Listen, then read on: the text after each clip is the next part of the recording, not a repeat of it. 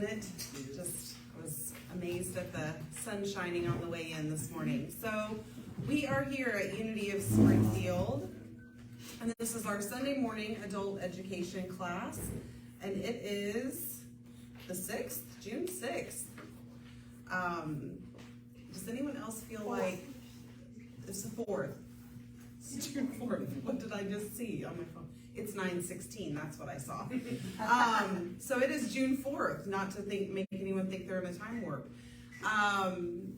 Does anyone else feel like this year is just flying by? We're already at the midway point of this year. So this morning we are going to be we're starting a series, Trusting the Process of Change. And this is lessons from the book Finding Yourself in Transition by Robert Brummett.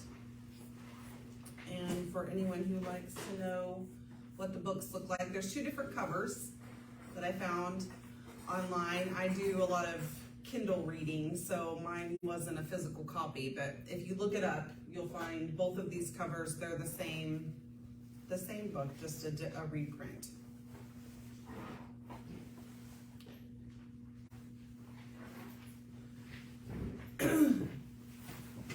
So first, let us begin with a centering prayer. If you want to get comfortable, take in a deep breath.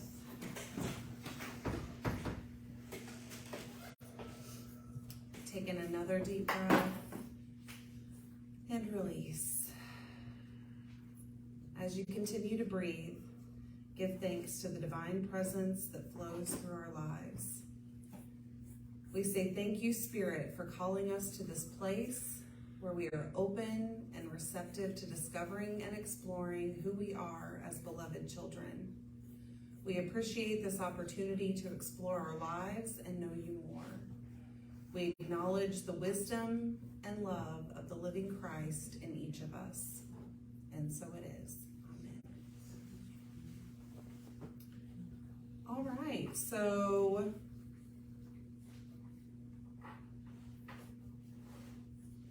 there we go.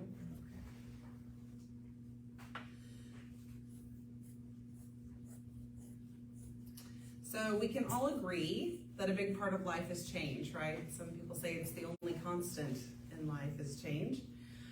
We see it all around us in nature. So the tadpole becomes the frog, the seed becomes a tree, and the larva of a monarch butterfly becomes an exquisite winged creature. And that's what we're watching here on the monitor, is the life cycle of the monarch butterfly. The whole universe is woven with a harmonious ebb and flow. And just as there is a harmonious ebb and flow in nature, there's also a divine rhythm at work in our individual lives. The patterns of our days are marked by endings and new beginnings, and every one of us is an integral part in the cosmic dance of the universe. Although we understand intellectually that there are natural transitions at work in the universe, when change comes rapidly in our individual lives, we may question the meaning and purpose of what we are experiencing. Here we're going to finish watching our little caterpillar become a butterfly. And I'll tell you, when I was watching through this again last night, I just really tuned in to what was going on here, and it is fascinating.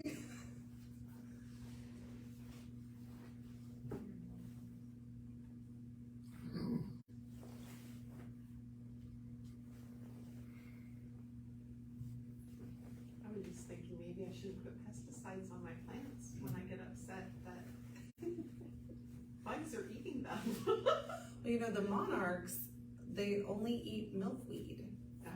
And so it's, if you have milkweed plants in your yard, you'll attract the monarch butterflies.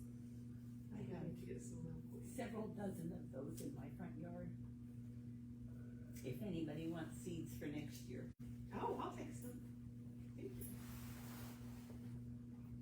That part just really gets me, like just the shutting of the whole skin skin. Like you don't even really see what's happening, and then all of a sudden, the skin is just falling away.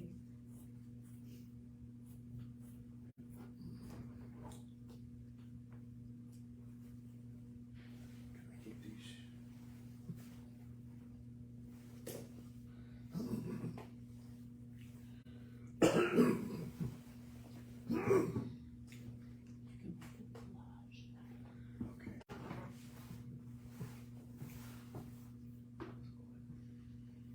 And there's our beautiful monarch butterfly.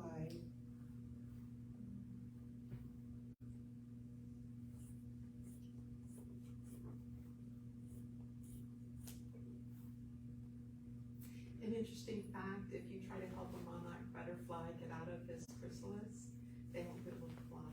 Yes, yes. And so what does that say? What does that say about change? Maybe don't fight it. Yeah, how do we, if we relate that back, like sometimes when we're in the struggle, That's what we're supposed to be.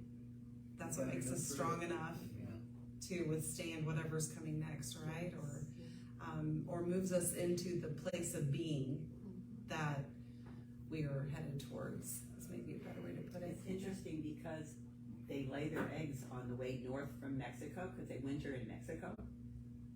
And they lay their eggs, and then that generation goes north, and then they come back and they're the ones that go to Mexico.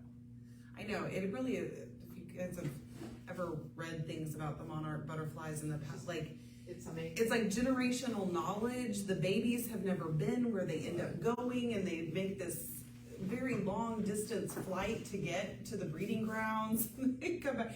It's just amazing when you think about that cycle of nature and like how that happens. And so for a larva to be born, an egg is laid, the larva is born, it turns caterpillar, butterfly, and then that butterfly comes out of the chrysalis with the knowledge, I need to fly to Mexico. I need to fly to this particular part of Mexico where the trees are that we go to for this season, and they've never been there before. It speaks well for unity and oneness. Mm-hmm. The whole species seem to be one. Yes, and that's where we're talking about these ebb and flows of nature and nature processes. If we really pause and look at those, we see the miraculous ebb and flow that is happening.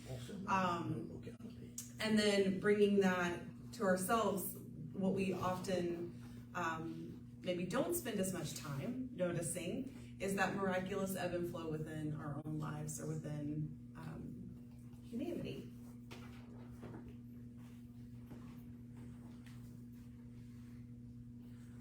All right, just wanting to play that again. Let me go. All right, so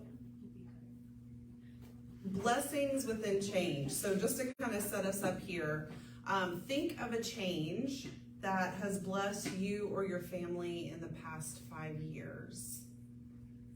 And we'll take a couple of people sharing something, and tell us, did it seem like a blessing at first? And just to give us the nutshell of something, or either call out a change that has happened in the last 5 years that blessed you in some way.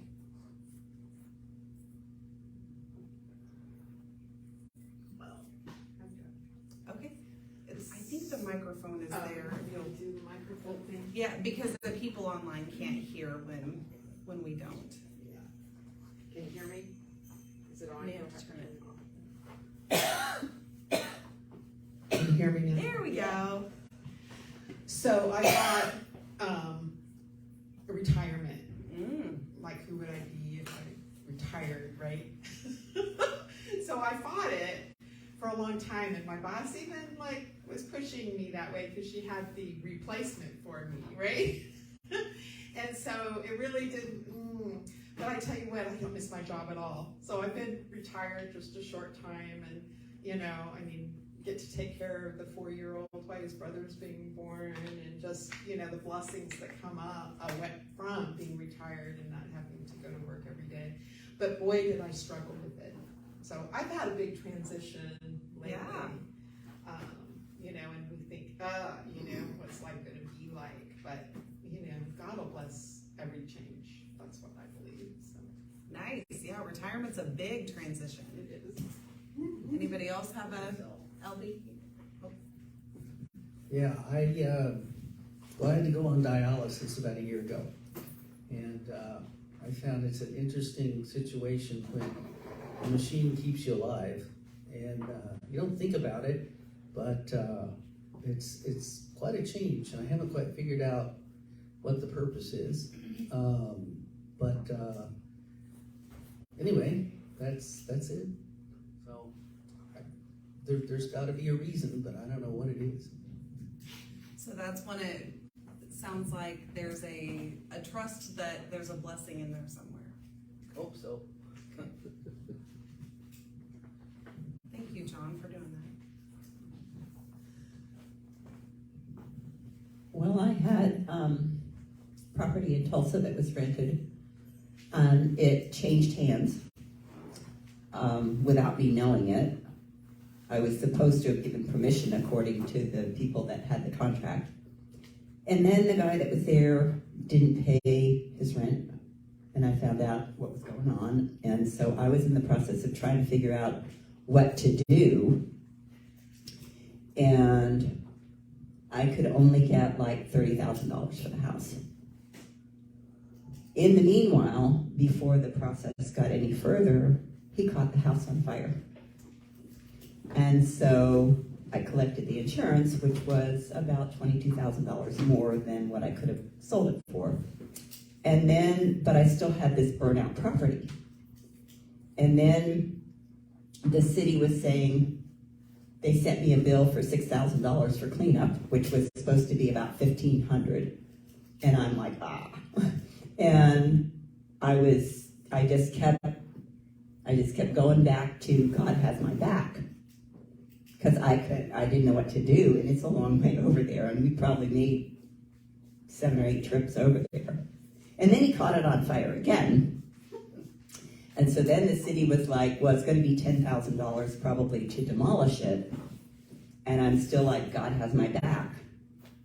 Well, when I looked at the paper for the reason that I owed the money, it said, do you own the property? And I'm like, according to the judge, because I took him for eviction, and the judge said, you're in the wrong court, you have to go to circuit court, because he has a legal deed.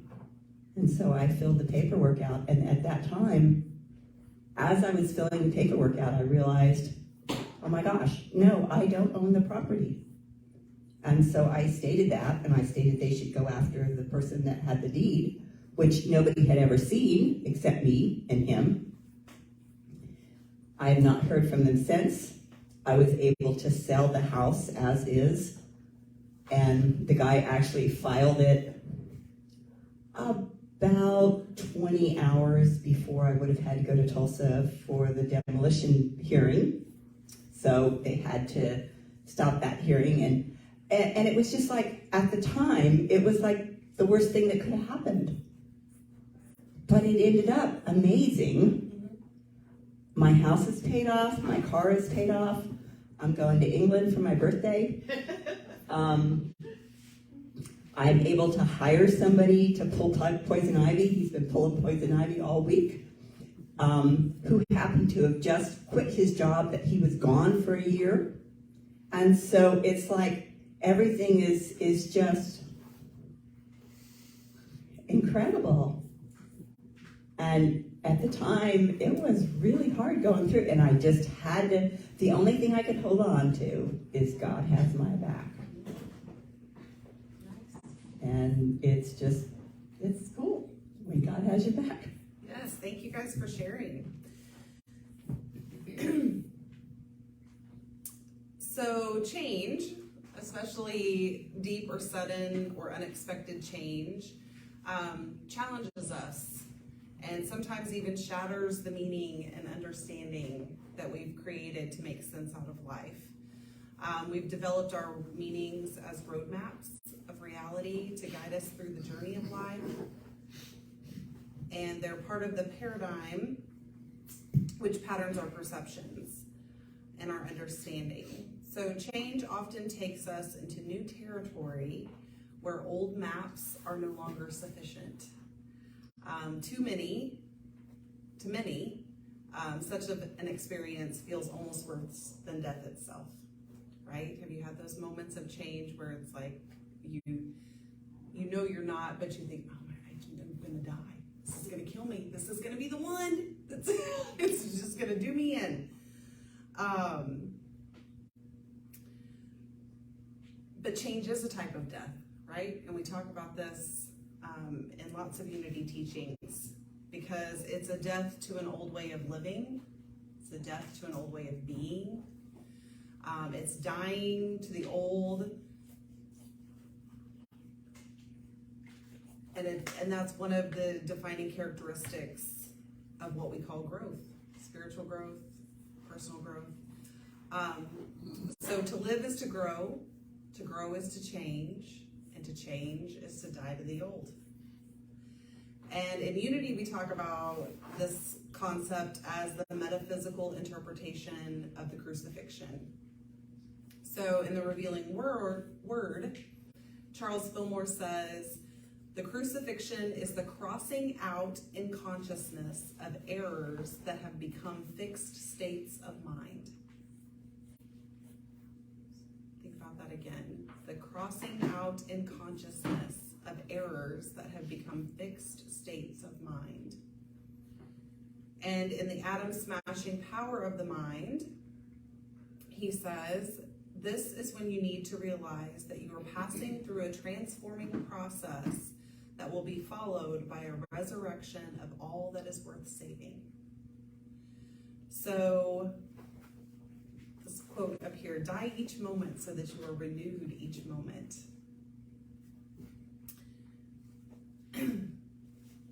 Jesus said to his disciples, unless a grain of wheat falls to the ground and dies, it remains just a grain of wheat.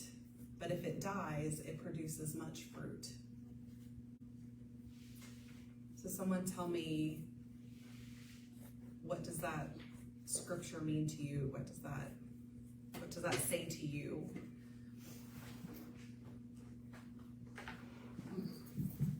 It's a part of the process of growth and change. But also, one of my favorite poems, and it's really short, by Rumi. I kind of wanted to read that because it goes so well. It says, a stone I died and rose again a plant. A plant I died and rose again an animal.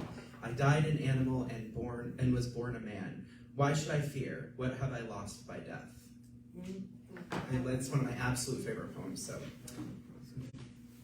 Thank you. The best is yet to come. Ah, Let go of what's yeah. today and know that the best is yet to come.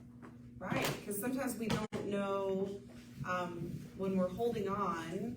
In this case, we hold on to that single grain of wheat, and you think, "Oh, I can't let this go. This is my grain of wheat. This is my only grain." And what we don't know is if we would just drop it into the earth, They would produce so much more. we would have more than we could ever imagine, right? But we get so focused on what's in front of us. Yeah, and in relationships, when you're holding on to a relationship that's ending, whether through death or separation, whatever, and then you just realize how you were focusing so much of your energy so unproductively, and then it almost always you just go, wow, it was the best thing that ever happened. But until it does, you're not ready. Right. Sometimes it's in the breaking, the falling to the ground, right? It's in the breaking that we become open to receive. So that's Nice. and another from a song that I just love is "Do not fear the darkness; it brings you to the light."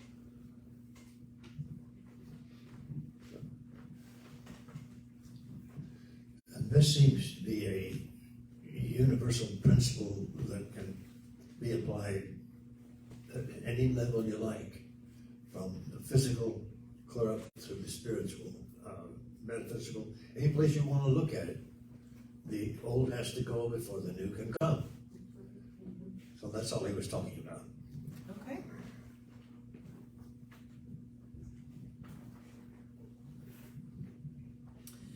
So the Apostle Paul wrote in Corinthians, or to the Corinthians, I die every day.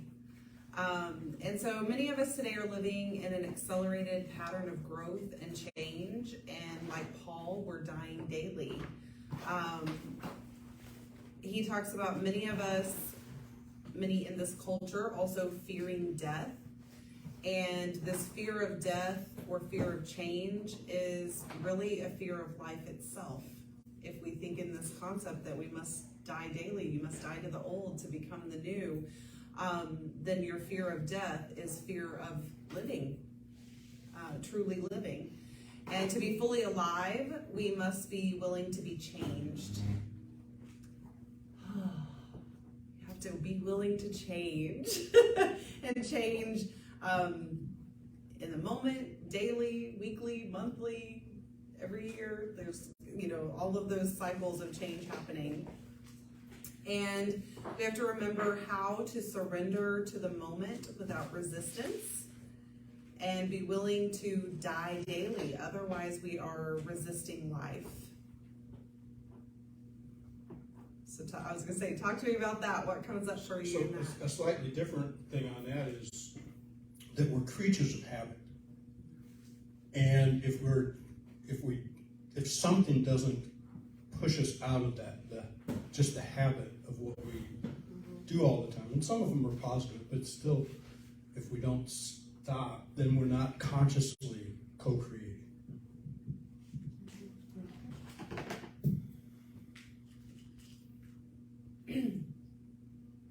So he talks about transition as a process, and in our quick culture, we don't generally understand or appreciate the nature of the process.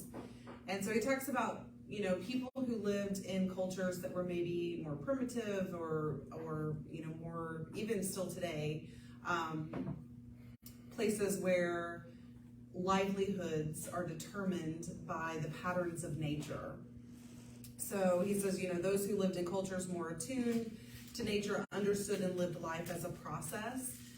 Processes of nature such as the change of seasons, the growth of crops, the migration of animals governed their lives, and in some places still do govern the lives of individuals because their survival in this human realm depends on it, right? They have to understand how all of that works together to be able to have food to eat and clothing to wear and to be safe in their dwellings.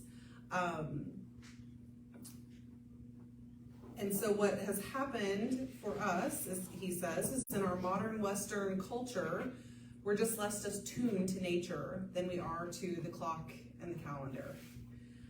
We've grown accustomed to planning and scheduling our lives according to our own designs or the designs of others, and rather than by the processes of nature. So really think about your day, and this kind of hit me when I read it, because you think, oh no, I try to stay aware. Yes, I pay attention to the clock and calendar because I have to, but I try to be in tune. And then he said, think about your day. Do you eat when you are hungry? Or do you eat because it's a time that you're supposed, like it's breakfast time, so I need to eat. It's lunch time, so I need to eat. Or are you listening to your body and only eating when you're hungry? Do you make time for sleep whenever your body is telling you it is tired, no matter what else is going on? Or do you push through and, oh, I've got to do this thing, someone's expecting me, or I have a deadline, or whatever that is. Do you wake only when you're fully rested? Who has the luxury of not setting an alarm in the morning? Sorry. Oh, that's my dream. That's my dream. I just want to sleep until my body just naturally wakes up. But yeah, so he says most people in our Western culture, we ignore or override natural processes of our bodies and our environment in favor of keeping to a schedule for convenience, expectations, all those things that we put on ourselves in this human form, right?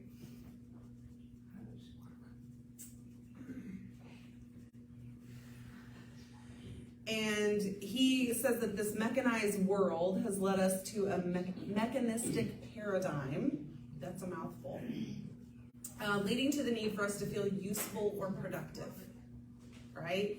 And he says that's not necessarily bad. However, if we get into a space where we're equating our value as a human based on those terms, it's not conducive to the natural processes that lead to change and growth. So if we're so caught up in, I need people to think I am useful, I need people to think I am productive, and all the trappings that come with all of that, then we may really resist change that would lead to actual personal and spiritual growth if it doesn't fit in that box of useful or productive, right? So talk to me about what evidence do you see of that in our current culture? What are some things that you see where people are pushed to be valued based on this mechanistic paradigm? When you meet somebody new, almost the first thing you ask them is, what do you do? Yeah, meaning what is your job? What is your job? How do you What make do money? for a living? Yes, how do you make money? What other evidence do we see of a mechanistic paradigm in our day? I've wondered for a long time our desire for availability of things almost 24/7. I mean, it's great that you can order from Amazon and it's there 2 days later, but what does that mean for the people that used to Monday through Friday was kind of a typical work week? Most people had the weekend off, and anymore that's not really true. And a lot of people are working weekends, overnights, in order to get things out there as soon as possible. And even grocery stores staying open on major holidays just in case somebody forgot, that stick of butter that, and to me, it's a lot of those things. It's kind of bringing down the health of society overall in general by not allowing people personal time, rest time, valuing. Productivity is wonderful, but so is personal growth time as well. Right, like how does one find the time to get quiet when everything's open 24/7 and people can reach you on this device that we all carry around and It's not a stop. yeah, and all the things, right? Yeah, and you mentioned the phones, it doesn't fit the word mechanistic very well because it's so digital now, but it interferes with natural processes as much as anything. Just you're bored, you pick up your phone, it's You could meditate. right where you could use a meditation, even meditation apps and mindfulness apps are on the phone. Yeah, well, and it made me think, we had the pleasure of having Tony Bain come and do a board training yesterday for us here, and she was discussing people kind of viewpoints on church and things that happened where decline in church attendance happened. And one of the things that she mentioned was like kids and their sports that they're involved in, and that at some point it became acceptable to have like Sunday morning soccer games, tournaments that last all weekend, that go through, like there was a time when schools did, like nothing was planned on Sunday, or if there was something through the rec center, there were not games planned on Sundays or things. There was at least one day of the week that was the rest day, and that had been Sunday. And she said, but, you know, there was a shift somewhere along the way that the need for children to excel in whatever activity they were doing overshadowed the family's need to be in a church service on Sunday morning or participating in a spiritual practice on that day. And that was interesting. And then the other thing that struck me, we recently took a trip up to Farmington area and went to Elephant Rock and Johnson Shut-ins. And there was a moment where we were driving and I was just looking at all of this country and looking at these hills and trees. And for whatever reason, I looked at Lisa and I said, people used to travel this in covered wagons. Like, how long would it have taken to get from where we started to where we are? Like, I can't even imagine the time, the energy, the trust to like take off in a wagon pulled by horses, not knowing, not having a map maybe that told you, you know, we've got GPS, we pull that up, we know exactly where to turn, exactly where to go, and we know that there's a paved way for us. And so it just really struck me how we've become so used to having those things. And for a moment, we went into an area where there was no cell service and we lost our GPS, and it was like, oh, did you look ahead at the directions? I don't know. Like, I think we turn here. And it was just a real moment of awareness, how dependent we've become on some of this technology and things that are kind of dictating our lives. Yeah, Wendy. Okay, so most of you know me, we do not do much technology, but yet still, when you're talking about a subject like accepting change and being open to change, it would seem to me that wanting to go back to a past that doesn't have those changes in doesn't seem to express the topic that we're talking about. But and the way that I can see that with it, because there's that part of me that wants to go back, and there's that part of me that wants to go forward. And when I look at the topic of accepting change, and then I look at it from a metaphysical point of view, or what the Abraham Hicks would teach and everything, they would say every moment that you are having a desire for life, to express life more fully, and then the universe backs you with that, and everything moves and things change, and then when that shows up, you're always coming to a new platform of a new desire and a new place of what's next. What do we create now? These will be powerful creators. And that is not about how I can adjust to my world, but how I can adjust to the whole beautiful creative process of change that is the nature of who we are. I don't know if I'm making any sense. You are making sense, and I think what we're talking, like what I was hoping to convey is that it's just that some of these things pull us away from remembering that the natural processes are there. So I don't want GPS to go away. I don't want to travel in covered wagons again by any means. But I do need to have an awareness that there are things in this kind of mechanistic paradigm that pull me out of the oneness or distract me from understanding that there is a natural process to change and that I can sit into that a little more fully.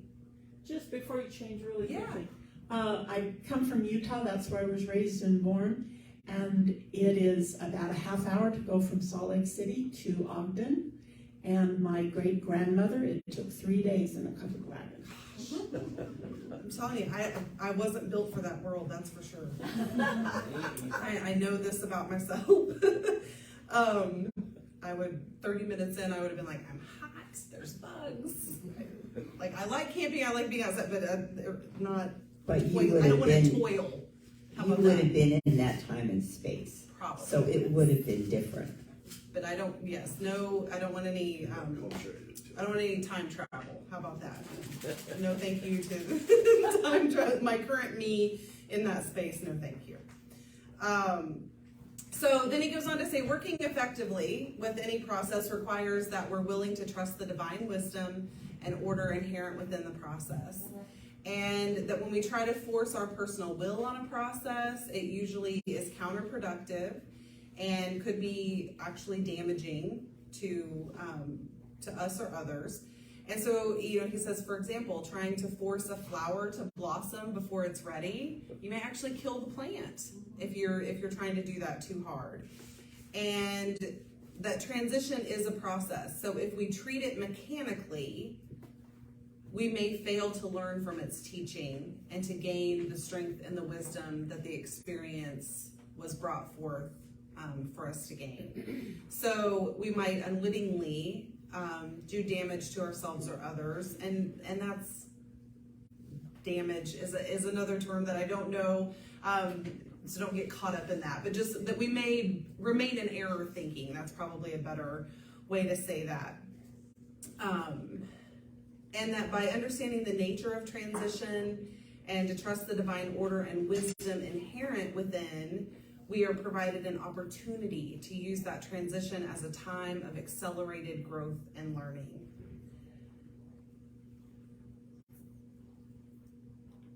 So times of transition can feel like being plunked into the middle of a whitewater rapid, right?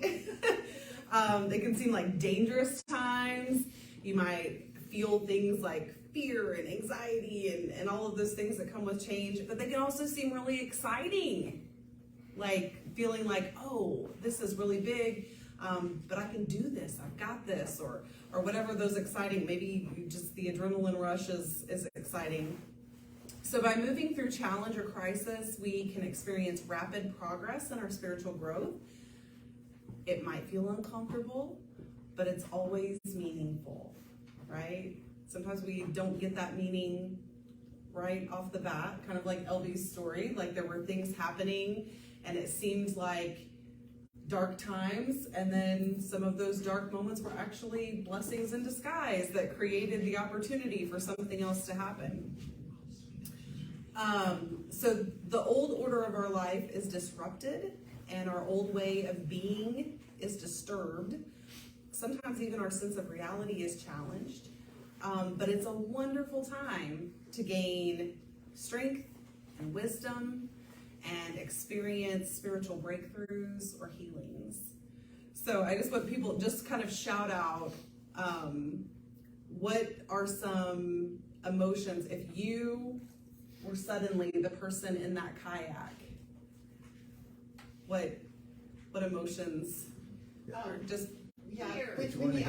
can I tie into your mechanism and then the body, because and I've got older parents right now who are really going through some declining health problems and changes.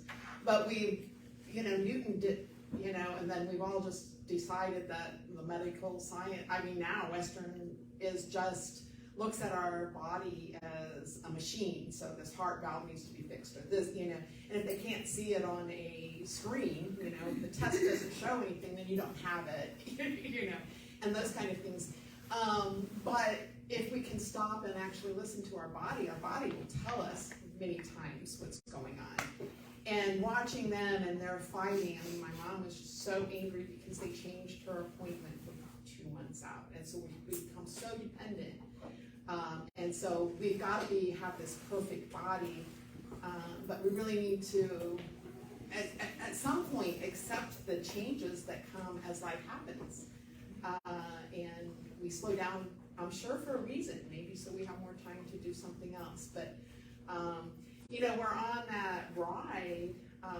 We can either go with the flow, because I've been on some of those rides like that, and literally going down, the river, because I kind of like that adrenaline rush, I guess. But if you go with the flow of the river, you do much better than fighting it. You end up on the rocks if you fight it. Okay. So there you go. This picture reminds me very much of riding through a tornado. which we have done. And it's so apropos right now because it's a rush that you don't know if you're going to survive. And if you do, life's never the same. It never is the same. Mm-hmm. So I heard Sue say fear. What are some other just like popcorn emotions or thoughts that I would be terrorized. terrified? Oh, it's fun going down. Oh, someone is like, oh, this is fun. What else? Excitement. Exciting, yeah. Like heart's racing, blood's pumping, Some- super alert. Sometimes it's grief because of what is behind you when you're in that situation. Yeah. Sadness. And I think, so what do they, for those who've been whitewater rafting, what do they tell you to do if you fall out of the boat? They tell you to try to go to shore is what they try to do. But what do they tell you to do to your body? Oh, go, just Relax. Relax, yeah. You're whitewater rafting, you've just fallen out of the boat into the rapids, and the instruction is relax your body and let the water take you to a Where safe they're going. place. Yes. So did you go to Johnson Shut-ins just recently? We did. So did you shoot the shut-ins at all? No. Did you jump off the cliffs? No, I did climb across some rocks until I could get to the water so I could put my feet in the water. And that was a success for the day. But that's what you do when you shoot the Yes. shut-ins. You just have to totally relax. Yeah, You just go with the water. Yeah. You become one with the water. yes, yes, yes, yes. All right, so Jean Houston says, in times of suffering, when you feel abandoned, perhaps even annihilated, there is occurring at levels deeper than your pain, the entry of the sacred, the possibility of redemption. Wounding opens the doors of our sensibility to a larger reality, which is blocked to our habituated and conditioned point of view. Pathos, or suffering, gives us eyes and ears to see and hear what our normal eyes and ears cannot. Pain is our friend. And so Robert Brummett then goes into 3 stages of transition. And so that is ending, which is a letting go of the old before we're able to embrace the new.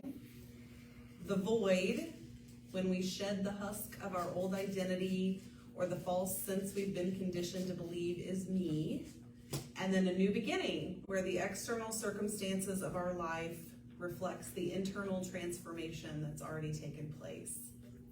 And that's where we're going in the next few weeks. So, Unity calls the void chemicalization. yes, When you let go and you don't know where you are. yes. So that kind of gives us the alley. Yeah, Sue. You know, and I'm looking at that and I'm going, it's the crucifixion, the tomb, and the resurrection. Amen. That's so cool. And so, like I said, that we're doing this series the month of June, and there's our roadmap for where we're headed after today. Thank you all for being so interactive. That always makes for a nice class, and I hope that this was a good beginning and has you interested to learn more. We'll move through this process of change together. Yeah. I was very privileged to live with my aunt for 2 years in Flagstaff, and she had a friend who had come to Arizona on a covered wagon as a new bride of 14 to a fur trader on the Indian reservation.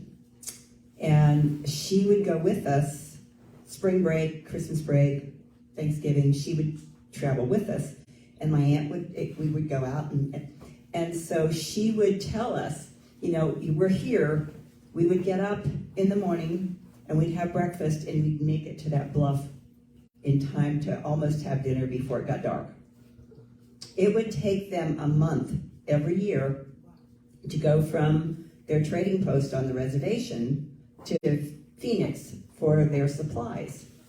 And they would have to go through Oak Creek Canyon, which at that time there were no roads. So they would have to rope the horses and the wagons down a steep mountain like this. They would have to rope them down. So they would get up and start at sunrise, and they would get to the bottom of the canyon by dark. They'd go to Phoenix, get their supplies, and then they would have to rope everything back up again. And it was absolutely fascinating. This woman spoke fluent Hopi and fluent Navajo. She ran for Flagstaff City Council at 84 and won, to her, like, oh my gosh. But it was amazing to see, because her journey was so joyous. She loved her life. And at 84, she was still living a very full life. So it isn't where you are and what the technology is at the time. It's your reaction to it and to how you're taking it and how you are continuing to move on. And she was such an inspiration. She was amazing. Yeah. When I think about that, think about what you were just describing, how much time within all of that. I'm sure they weren't carrying on conversations up and down the mountain with the horses, like, you know what I mean? There was just built-in time to, and that's what I think Robert Brummett is trying to say, is in that time, people were more in tune with what was going on around them because their life depended on it. You had to be in tune with when was it safe to go through that passage with your horses and all the things, and even as you're doing those activities, not having earbuds in your ears, listening to music or a podcast or something else. It's just being in the moment and doing those activities. And I think that's where he's, that's what he was trying to talk about, is not that what we have, our technology and the way we do things is bad, just we have to be aware that we still need that time to find our connection and to stay connected in order to grow spiritually.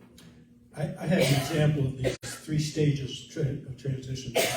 Went through, back in 91, I was working at Nevada State Hospital, and we got the announcement that they were closing. And so I was assistant superintendent of treatment at the time, so we were like, oh crap, what are we gonna do? And the void part was that there was no system in place. We had 100 patients that were living there, and there wasn't, they said, okay, no, we're gonna close it. And so what are we gonna do? And so there was just this void, and we had to construct a system of care. And so a part of us, not all of us, but a part of us folded over into becoming a community mental health center. So the opportunity was to be de-institutionalized. And then that created this new beginning that ended up being, that's what I did until I retired. So. Nice. Any other closing thoughts, Brenda? That was a close one. Wow. The other day I was watching a deal on PBS on the Create channel about the food we eat and everything. So it said to eat in a manner that is more fulfilling. So a couple of times this week I turned off all the electronics whenever I eat, and at night time, if I eat my night meal, I will light my kerosene lantern and eat my kerosene lantern. And it's amazing how much better the food tastes whenever you eat like that than with all the electronics going on whenever you're eating. Yeah, so that's a return to paying attention to your body while you're eating, paying attention to that natural process. Nice, yeah. What she said just reminded me of, is one of the things that's really important to me are circadian rhythms. And from a science background, that's something that people are really divorced from Can't today. understand you, hold it up. Oh, sorry. That people are really divorced from circadian rhythms today with the electronic lights. You know, we don't have a daylight culture anymore. We can have light anytime we want. But it's really interesting that these kind of lights will disrupt our circadian rhythm, but firelight does not. And that's something that our species has evolved over time, the yellows, oranges, and reds of fire. It's a dim light, and that tone of light, it does not stop the production of melatonin. And so after dark, you know, candlelight, kerosene is a good way to still have some light without disrupting the circadian rhythm. Oh. Nice. Thank you. All right. We are complete today. Do we want to circle up in the back and we'll pray out? Oh, there are announcements. Oh, James has announcements, sorry. Announcements.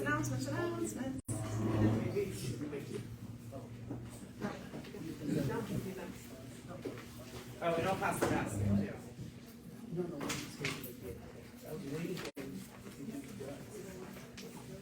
Okay, announcements. Also, they changed the screen. Yeah, you may not be, you may have to come over on this side, John. Oh. I can just be a voice. Okay, thank you to all who collected shoes. We had a total of 120 pairs to deliver to the connecting grounds. Woo! Join us Monday through Friday from 6 a.m. to 8 a.m., excluding holidays, for Silent Sunrise, and feel the power of collective prayer. You are welcome to stay a few minutes or 2 hours as your schedule allows. The 9:15 New Thought World Religion class for the month of June will be Trusting the Process of Change, taught by Amy Burnett. Pickleball is Tuesdays at 5 p.m. and is open for all levels of expertise. The Unity Men's Spirit Group meets this Thursday, June 8th at 10 a.m. in the Fellowship Hall. Pride is June 10th. We would like to have a big presence at the parade. There will be a meeting today after lunch for all Pride volunteers. The monthly midweek renewal service is June 15th, the third Thursday, led by Amy Burnett. Our 90th celebration of Unity here in Springfield, Missouri is on Saturday, June 24th. We will gather at 4 p.m. for a picnic and music from our Unity band.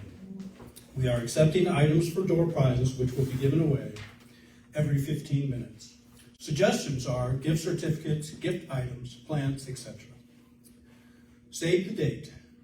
Denise Rosier will be here in concert at 7 p.m. on that same June 24th. You can pre-purchase your ticket on our website or in the foyer. We are now accepting applications for team director. You can pick up a job description from D. Richardson in the office. Mitch will hold an informational meeting on Monday, June 12th at 6:30 p.m. on how we might be able to assist refugees in our community. Don't forget the Friendship Sunday potluck after the service. If you don't bring anything today, please feel free to join us. There was always more than enough. All right, good morning. Good morning. Good morning. What a beautiful day.